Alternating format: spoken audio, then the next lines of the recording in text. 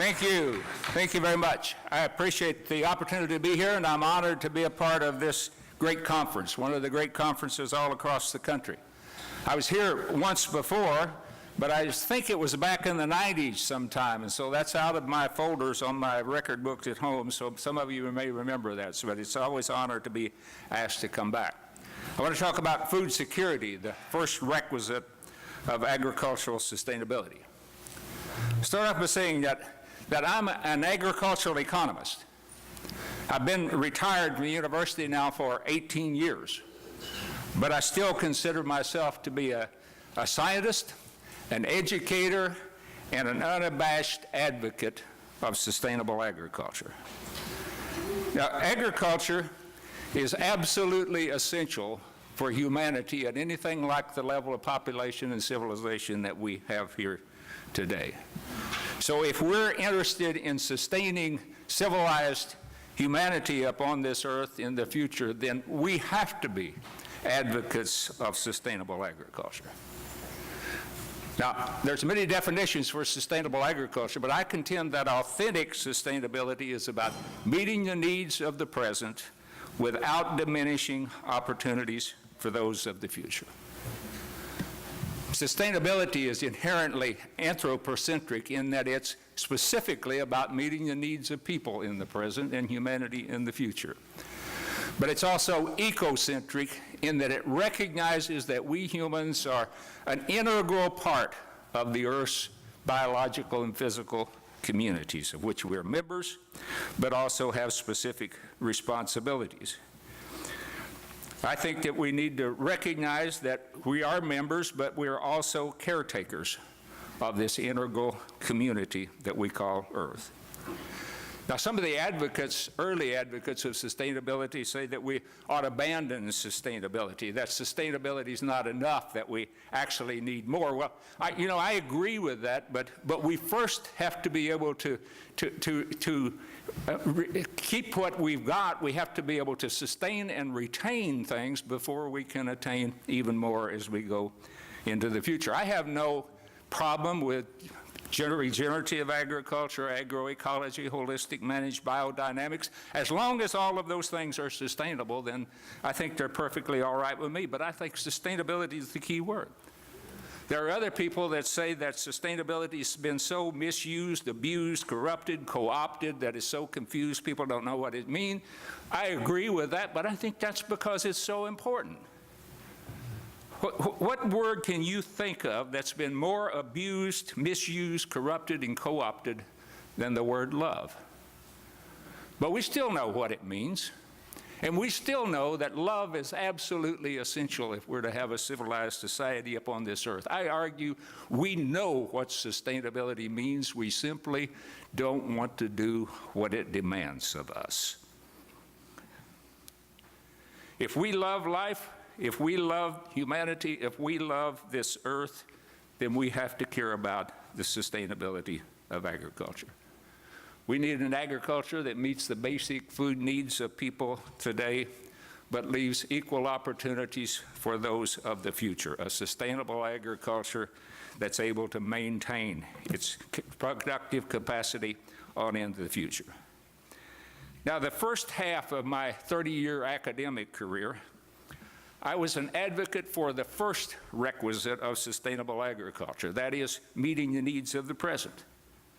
I promoted what I now call an industrial model of agriculture: specialization, standardization, consolidation of small farms into large farms to make agriculture more efficient. If we could make agriculture more efficient, we'd bring down the cost of production, we'd bring down the cost of food, and we would make good food affordable for everyone. We were not only going to feed people in the United States, but we were going to feed the world.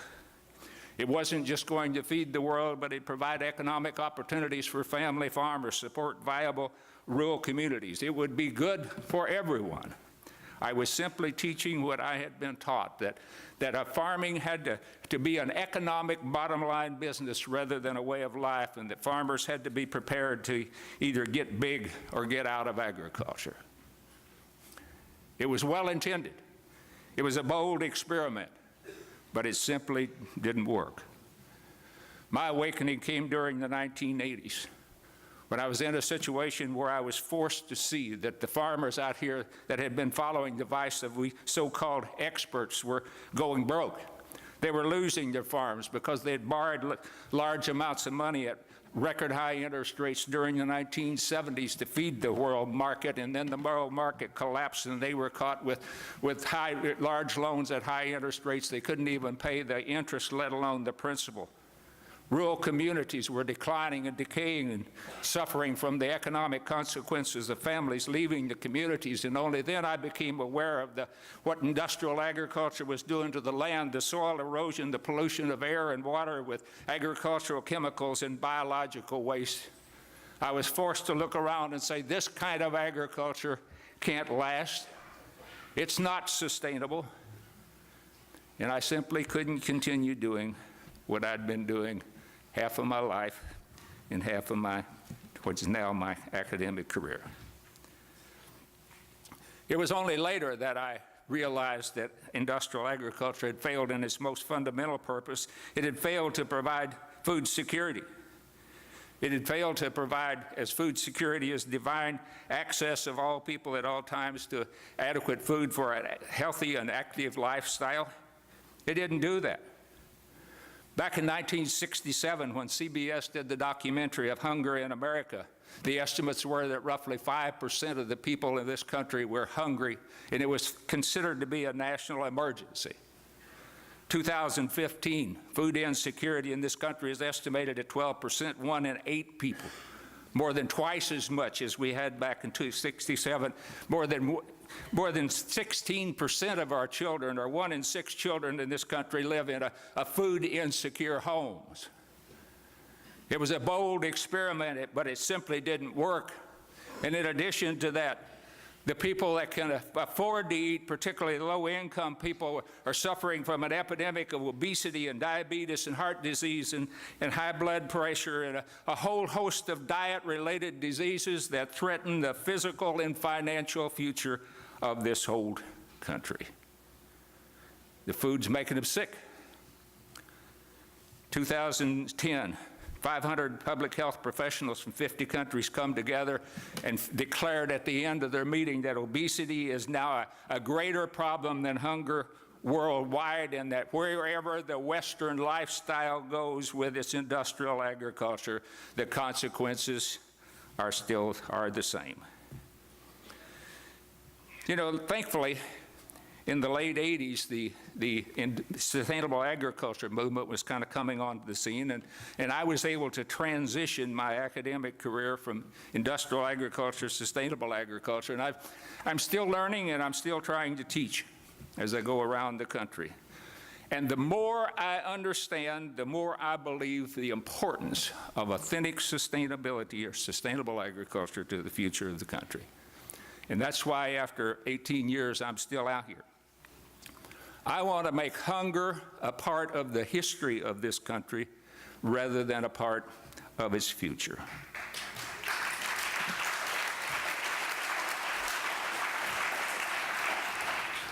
Thus far, the sustainable agriculture movement, in my opinion, has been far more about the second requisite of sustainability than the first. The focus has been on ecologically sound farming that's economically viable over the long run, and I'm certainly not opposed to that, and we certainly need to do that, but we've given relatively little attention to the first requisite, which is meeting the needs of the present and addressing the issue of hunger. Now, there are notable exceptions that people have talked about. Probably urban garden is one of the most notable ones of those, and you'll hear more about that. But even in the urban areas, in many cases, the focus is on producing organic food or local food for high-end restaurants and retailers rather than it is on feeding the hungry in terms at least of a priority. And the organic movement, the local food movement, sustainable agriculture tend to be labeled as elitist, with the foods that are so high in price that they're unaffordable to the people that need it most, and particularly the poor children. We've created a movement, as Ray talked about last night, that in my opinion is lacking in fundamental integrity. You know, admittedly, hunger is a big problem. It's been around for a long time, and if we're going to solve it, we have to be realistic. We have to understand the nature and the magnitude of the challenge. And I think the first point in that, we need to recognize that hunger today in this country, and particularly in most places, is discretionary. It's avoidable. We have the ability to produce enough good food for everyone. We simply haven't found a means of making it accessible to everyone.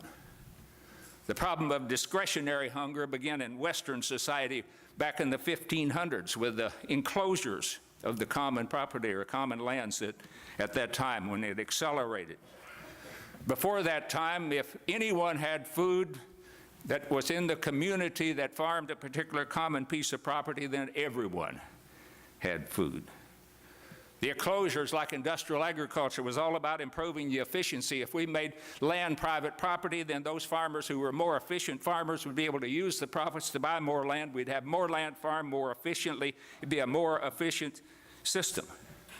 The basic problem then that exists today is that we are inherently unequal in our ability to produce things of economic value. Inherently unequal. And there have always been people in market economies that simply were not able, no matter how hard they tried or how much they prepared, to earn enough money to buy enough food for themselves and their children. That's the problem that we had.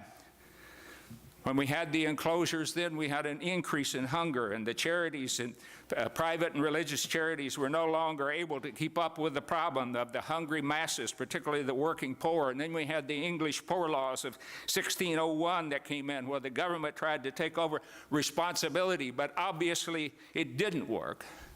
Thomas Paine in 1795, in his pamphlet or paper on agrarian justice, and I quote, he said, "The landed monopoly that evolved out of that system has created a species of poverty and wretchedness that had never before existed." We've continued with government programs ever since then, but they have not succeeded. Certainly government programs such as the Great Society programs of the 60s and the SNAP programs or food stamp programs since then, they've alleviated hunger for some and mitigated for others. But we still have persistent hunger in the face of growing abundance in terms of productivity. So how should we address the first requisites of sustainability? First, we need to learn from the past failures. We cannot feed hungry people by making good food cheap. We've tried it for 400 years, and it hasn't worked. Markets have not fed the poor and will never feed the poor because most people are hungry most people are hungry because they're poor, and because they simply don't have the ability or the opportunity to earn enough money to meet their basic food needs. But we continue to rely on markets. We continue to listen to the economists. Even our government programs rely on individuals then to make market choices with the money that they're provided or the SNAP payments that they're provided, and you end up being seduced by the markets into making choices that simply do not meet their basic food needs. We need to recognize that many poor people are making very difficult choices with very limited funds, and money that they're giving for food can either be diverted to or can substitute for and free up money for other pressing needs such as rent and medications and heat. And it doesn't necessarily go to more healthful diets.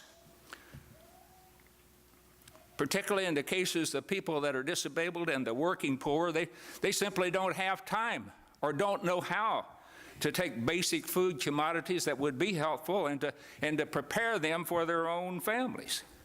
Just giving people more money is not the solution. We need to recognize that hunger is what we economists would call a market failure.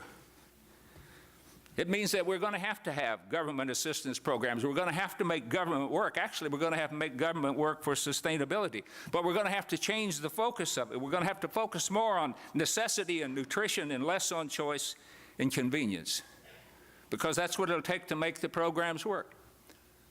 85% of what we spend on food in the grocery stores today is not for food itself, it's for processing, transportation, advertising, things that make food more accessible and more convenient. Only 15% actually goes to the farmers.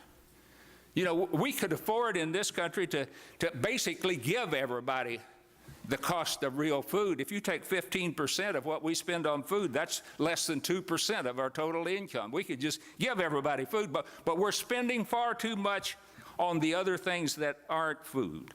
Even people that make good food choices and basic foods of fruits and vegetables and meat, milk, and eggs, in the market that we have today, they're paying very high prices for food that is lacking, as we saw last night, in many cases of nutrition. We need to focus on necessity and nutrition as opposed to choice and convenience.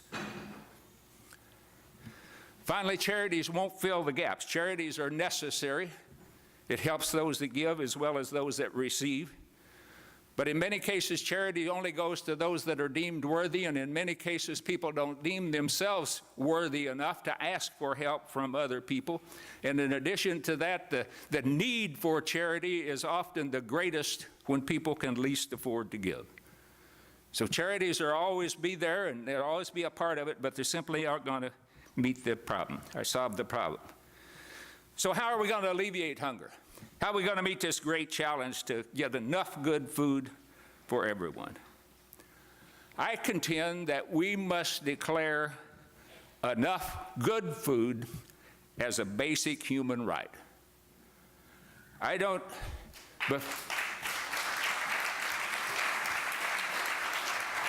before you jump up and walk out and say he's a socialist or a communist, I'd like to remind you of our Declaration of Independence. Our Declaration of Independence says that life, liberty, and the pursuit of happiness are unalienable, self-evident, God-given rights of people in this country, and that to ensure those rights, governments are instituted among men.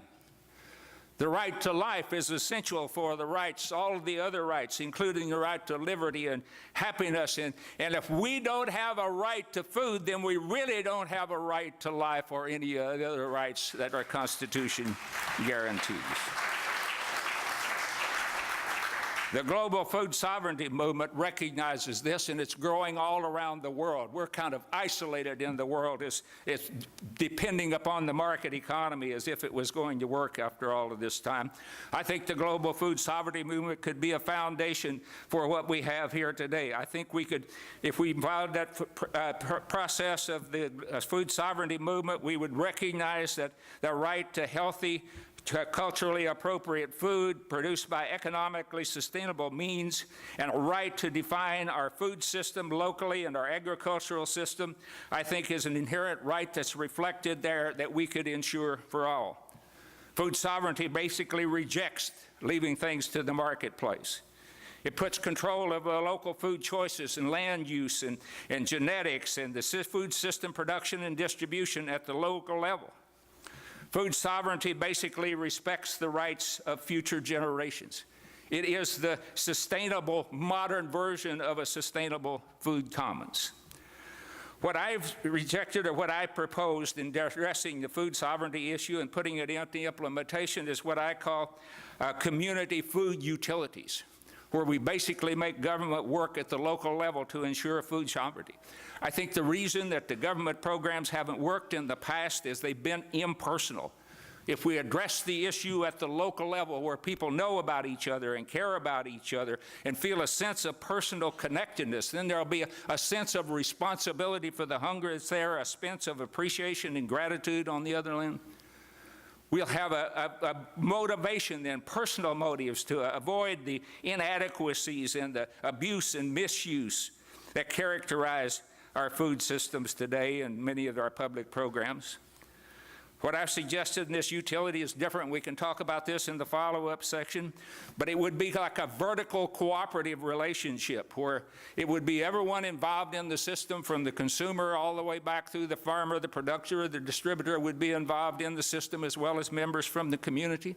And rather than allowing the markets to allocate who gets the returns and who doesn't, then what we would have is they would be decided within that system, that we would have to create a system where that that we could meet the basic food needs of everyone, but do it in such a way that everyone in that system, the farmer, producer, distributor, the whole system, could follow ecologically sound and socially responsible, sustainable means of production. Admittedly, meeting the first requisite of sustainable agriculture is a major challenge, but I contend that it is a challenge that must be met because the future of humanity depends upon it.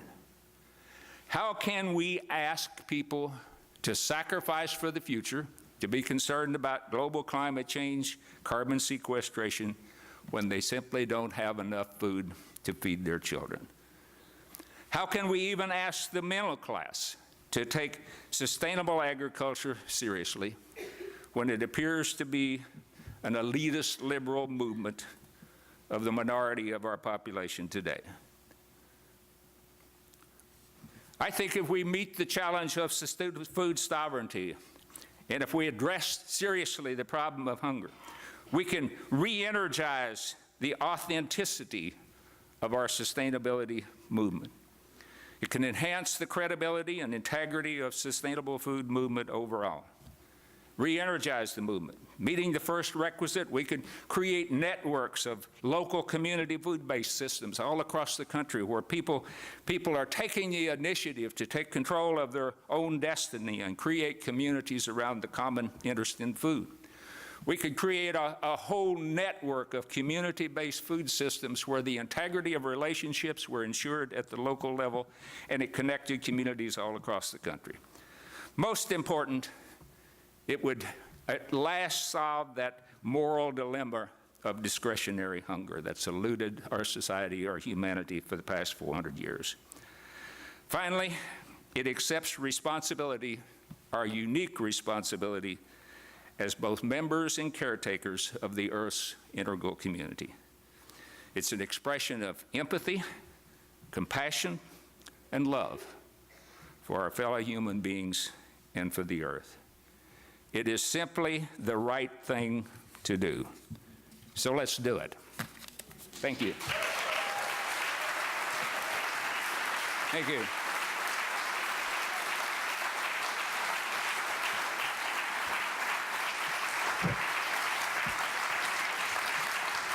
And now let's welcome Doria, who's actually doing the things that I'm talking about, okay?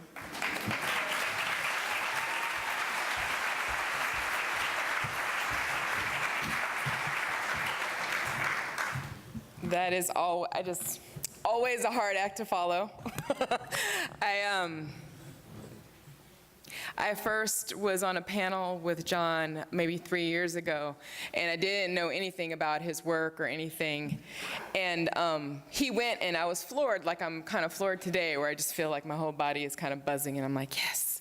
And I went and I read every single thing that he wrote and shared it with our board and whatnot. And I encourage everyone to do the same. His stuff's online. He's got a website. And I want to tell you a little bit about what we've been doing. So as everyone said, my name is Doria Robinson. I am the executive director of Urban Tilth in Richmond, California. We grow food in an urban community. It's a community that's defined by Chevron, the biggest local emitter of carbon emissions in the state of California, Chevron refinery. It's defined by a World War II history. It's got a majority minority population of immigrants and African Americans who are escaping Jim Crow South, looking to the north, to the west for a better living around the time of the war. It's a powerful place. For many years, it's had a lot of challenges. And when Urban Tilth started, the things that we were really looking at was not really hunger. We were more looking at violence, really, really high crime rate at the time, violent crime, drug addiction, lots of vacant lots, lots of open land, blighted, dumped on, full of trash, full of other things. lots of just despair, prostitution, terrible high school graduation rates. People kind of spent most of their time inside these barred homes because everything was so dangerous outside. It felt so dangerous you didn't really want to be outside. And so their life was like life with the screen, you know, one screen or another. Obesity rates extremely high, high blood pressure extremely high, childhood diabetes type 2 extremely high. Lack of access to healthy food. You know, you could walk out your door and it seems like there would be a Twinkie at every turn, but not an apple. You know, you have to go out of your way to find something that wouldn't kill you if you put it in your mouth, especially if you wanted it to cost something that you actually had money for. This is what we were reacting to. This is what we were trying to figure out and build around. And so, yeah, we, I don't know where I'm pointing.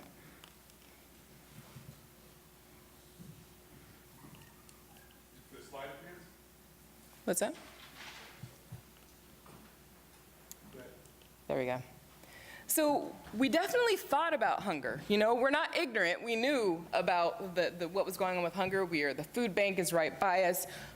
We ourselves, people in our families, we didn't have food when they came home. They'd say, my refrigerator is empty. We've got hot dogs, we've got ramen, you know, a couple, and there's 5 kids here. You know, so we knew this, right? And we also knew that Contra Costa County in particular, this is the county that Richmond is in, had extremely high rates. You know, it's just 128,000 people served each month at the local food bank. You know, 22 million pounds of food distributed, even enough for 17 million meals, just in Contra Costa County. Nearly 60% of the food distributed was fresh produce. What kind of produce is something we can come back to. 1 in 4 people receiving the emergency food aid, children. So these are really our babies that are hungry.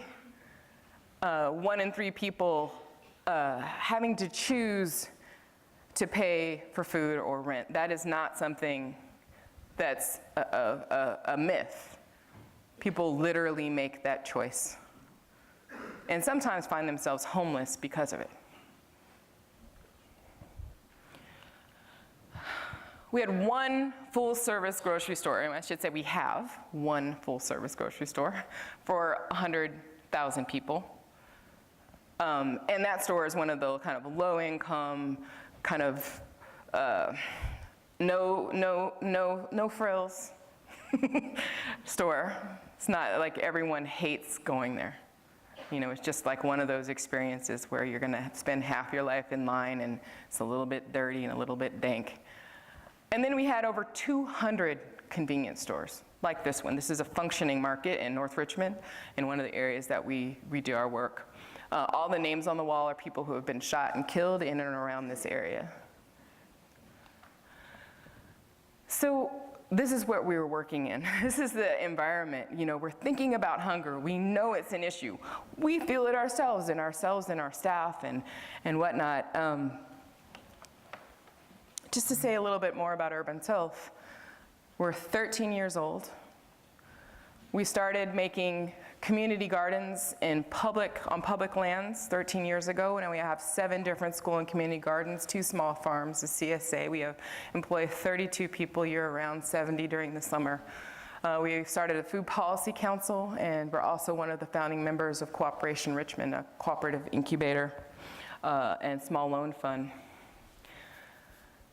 So with all that said, last week, one of my former board members, a dear, dear friend, and just a community anchor, didn't wake up on Martin Luther King Day. It's one of the biggest volunteer days of the year. We had like 700 people out in our community orchard planting 80 trees. It's a big, beautiful day. He never showed up. He never woke up. Richard has had diabetes, type 2, heart disease, high blood pressure, and his heart just gave out. And he would always say, you know, I try, I'm working for, he worked in reentry to help people who are returning from San Quentin to get reentered into Richmond, because San Quentin we're a major kind of recipient of people coming back from San Quentin. I try to be healthy. I try to do what's right. But every time I walk out my door, there's only death all around. Like everything I can put in my mouth is gonna kill me. And this is, again, what we're working in. So as John said, we have this issue where people, when we think about hunger, we often think about calories. How do we get more calories to people? Doesn't matter what shape or form they're in. If it's in the convenience store, there's lots of calories there. People won't die immediately, but it's calories. In this movement, sustainable ag, organic ag, people think about quality, right? Food tastes different. Food, you know, feels different. You deal with the soil differently. You have a relationship with the soil. It's the quality of what we do that matters. And I think that what we're now doing more and more in Richmond and in other urban agriculture work is thinking about connections. That quality, the value of food, the value of food systems, the value of what we do has to be based on the connections that we have to the whole process of making the food. We will not solve hunger by throwing more free food at it, because that actually isn't the source of the problem.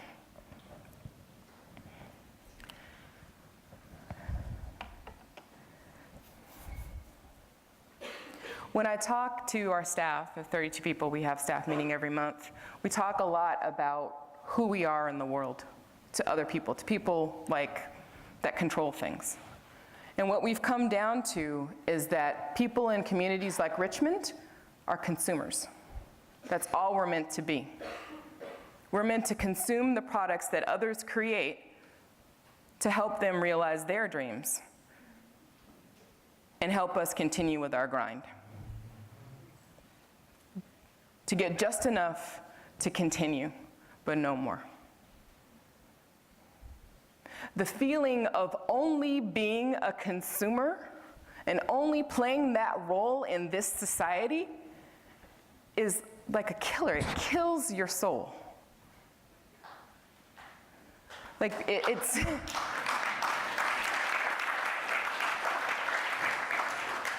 I have people who have come to us for jobs. They work 2 jobs. They live in a homeless shelter. And they're like, I can't do this. I can't continue, but I have to. There is like no point to the life that they live except for to continue.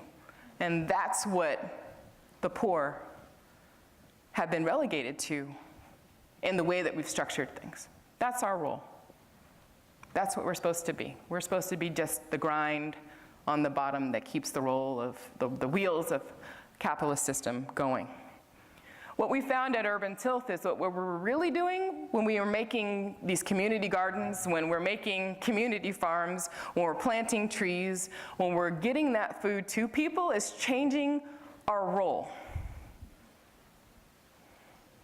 from a consumer to a producer. Changing our role in society to be someone who's needed and necessary rather than expendable, interchangeable. Not only are we a producer in terms of the actual food that we produce and get to different people, but we're also a producer in terms of rekindling, reconnecting, reorienting people to each other, to our community, to even government structures. Because we don't garden or farm in isolation for a profit, we garden and farm for people. that is the point of what we do. So when we took a 23-block long park that used to be an old railway line that was dumped on for 40 years maybe, and transformed it into 23 blocks of gardens, playgrounds, plazas, including a big community orchard. This is a little section of 22 citrus trees and 2 blocks of raised garden beds that are communally managed, and they're open gleaning gardens, no fences, no one owns a box. When we do that with people we didn't know before, people who were locked in their houses. We do it in a space with a walking path so people have a reason to come outside and a place to feel safe. We fought for 2 years with the state of California to make sure that when we got the grant to do this project, that a good portion of the grant, almost $1 million, was actually allocated to hire and train local community members to do this work. Not only the work of digging holes and putting trees in the ground, putting in irrigation systems, learning all of that, but also the work of design. We actually spent almost half a year with 57 community members paid prevailing wage to design these gardens, playgrounds, and whatnot.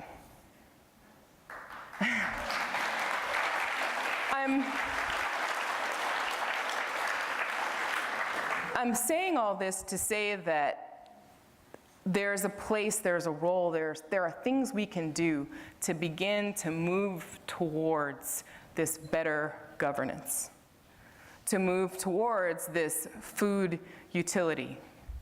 Every single one of our 7 small school community gardens, small farms are all on public land. It's all public land. Our longest use agreement is 30 years. We could probably get it longer if we wanted. We do everything with people. We use public money to make sure that people who would normally not be working at all, or be working, if they were lucky, at Starbucks, Target, Walmart, for less than what they make with us.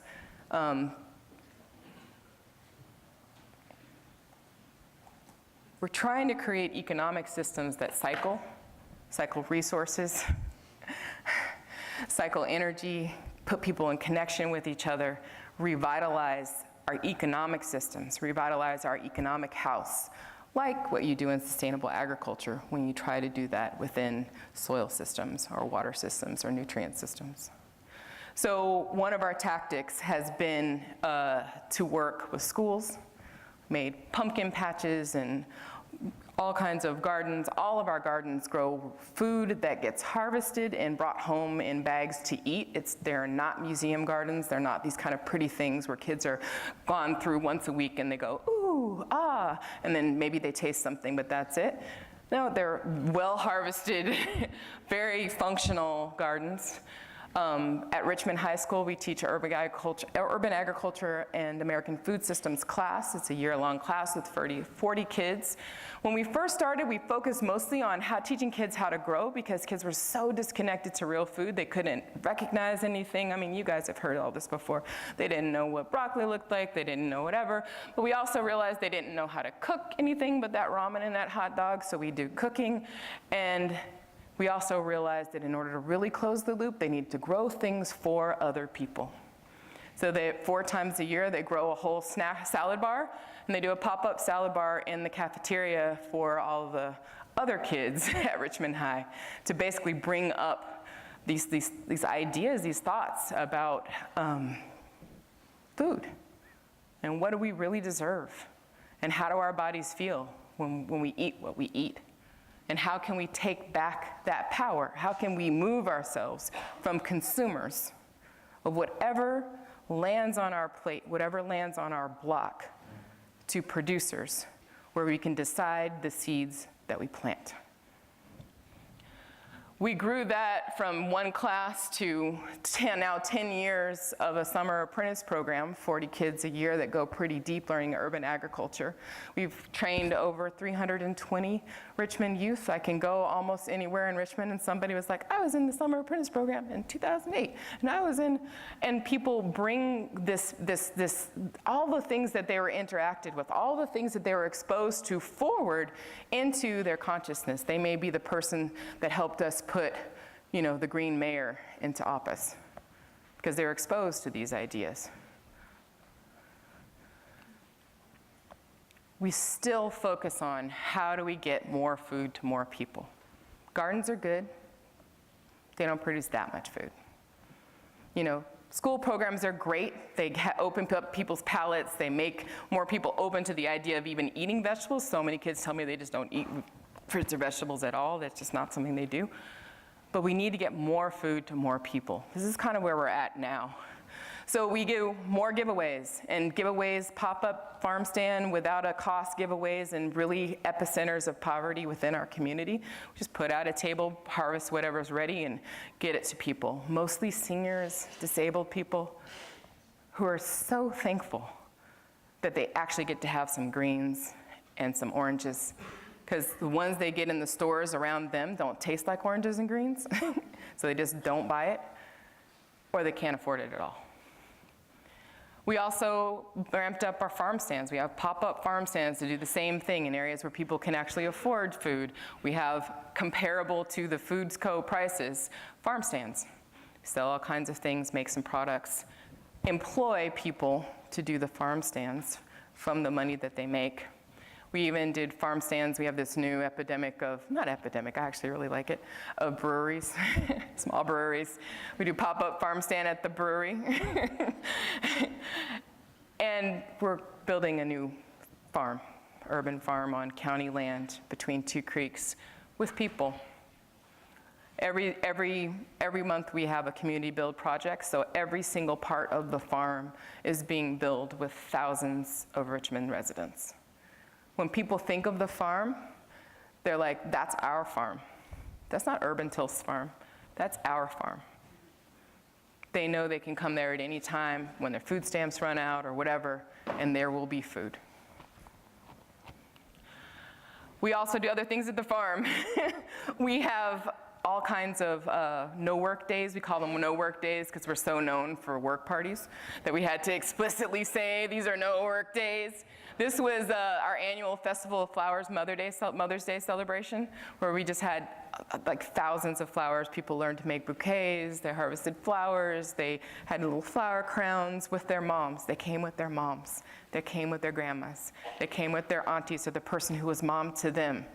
And we circled up with 354 people at the farm being like this together. In Richmond, this same Richmond. In fact, this is just a few blocks from that store that I showed you with all the names on the wall. We want to get more food that matters to people. Food that creates life-affirming, just and humane livelihoods for people, especially people we know and love, using the techniques that care for land, waters, and workers, and farms and gardens that create living, vibrant, healing, democratically governed spaces near where we live. That's the kind of food we want to get to more people. It's not enough just to get, calories.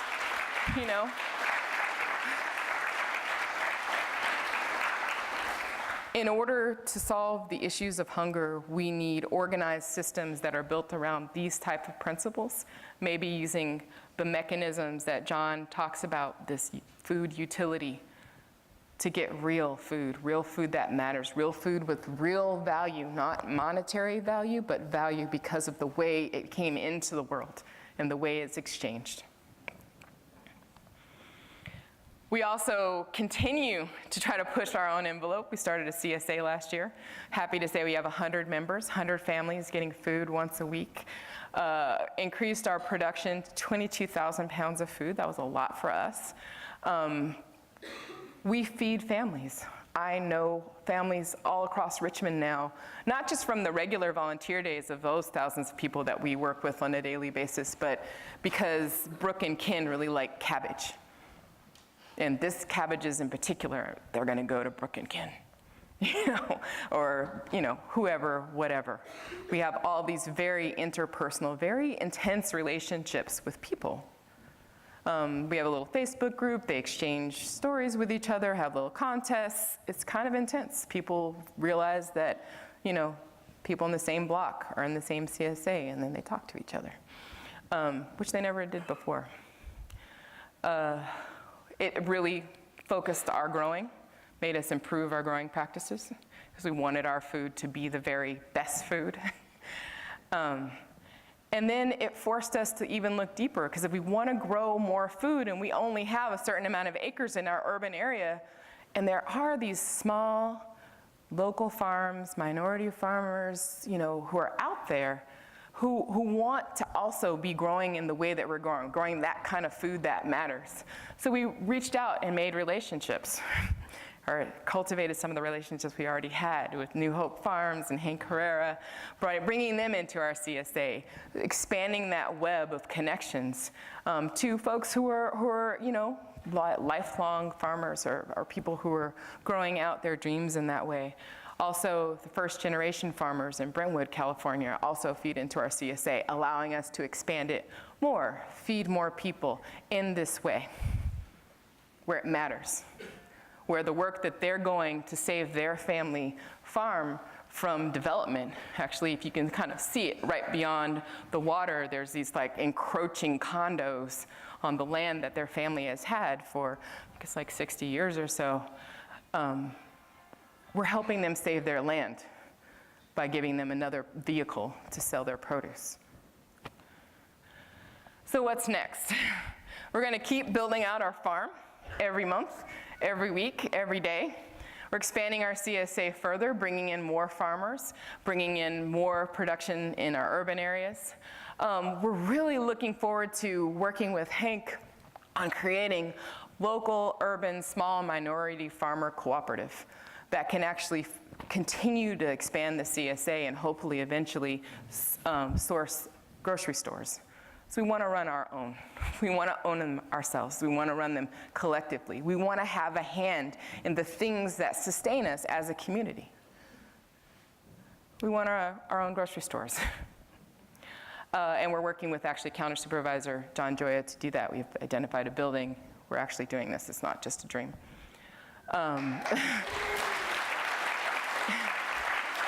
And we're working with a new entity called Cooperation Richmond to support the development of food-based cooperative enterprises, because there's a whole world of other types of food products around, basic whole foods that could be done in a way that creates these positive cycles of economic energy throughout our community and really feeds us well. So we want our business model to be driven by the principle that food is a human right. We didn't talk about that. And the value of our products are based on the quality of our relationships.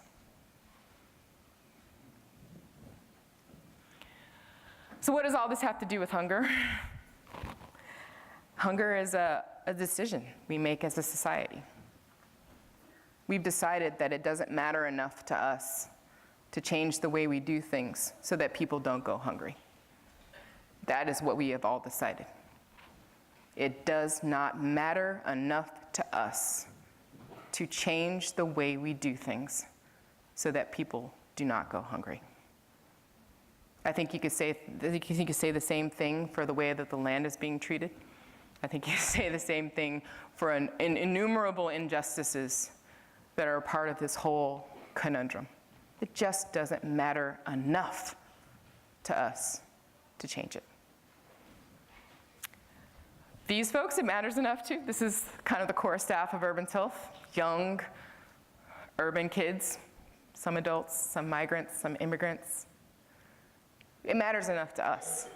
And we're moving forward using whatever maps we can find, if it be from John or if it be from Hank, and we're going to make what we need to thrive. that's what Urban Tilth's about.